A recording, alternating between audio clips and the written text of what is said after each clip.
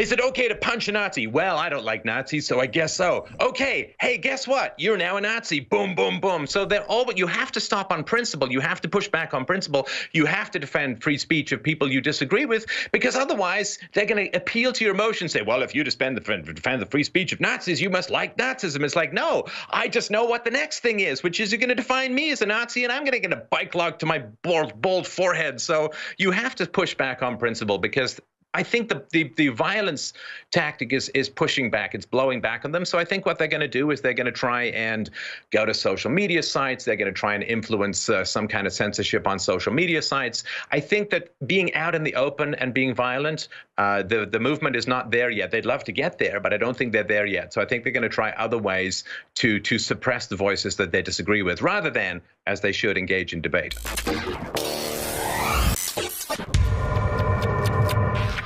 Stefan Molyneux is our guest.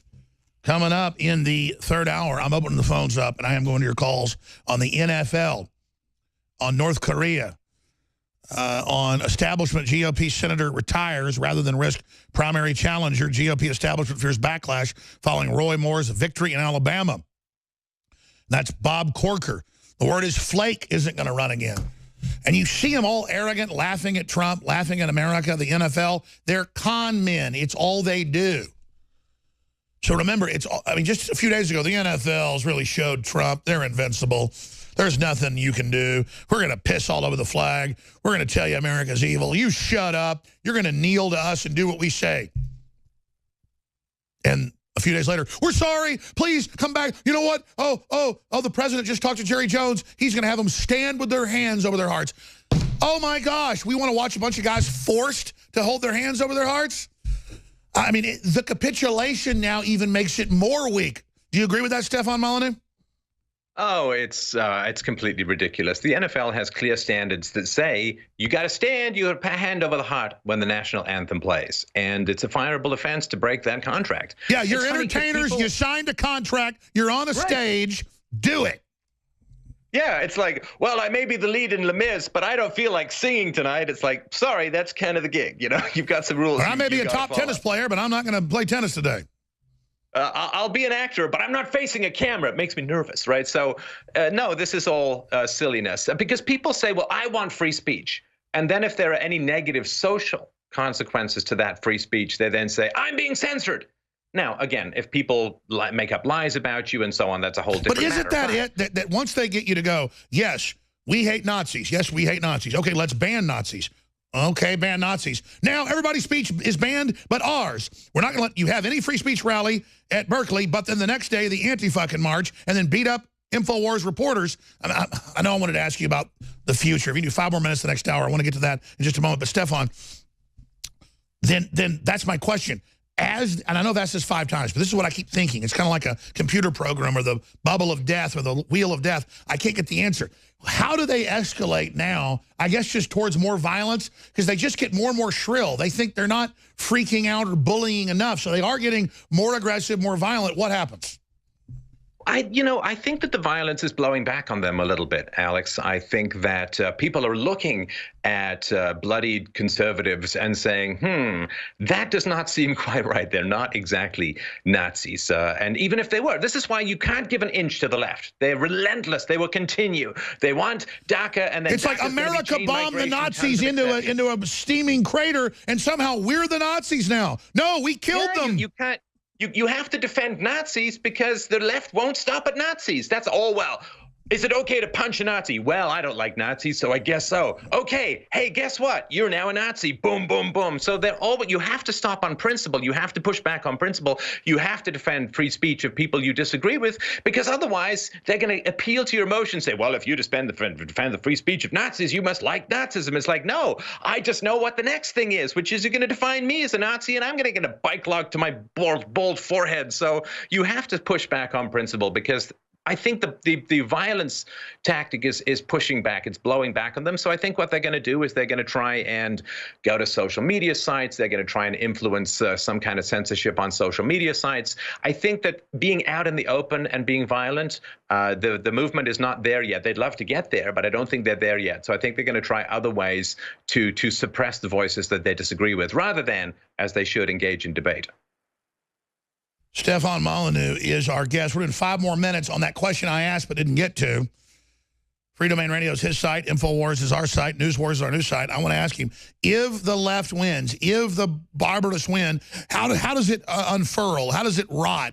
How does the fish decompose? Back in 70 seconds. 70 seconds. I'm Alex Jones, your host. Stefan Molyneux is our guest. Then we're going to come back. He'll be gone. We're going to be taking your phone calls. First-time callers, 800-259-9231, 800-259-9231. Stefan Molyneux is TV host, radio host, you name it, freedomainradio.com.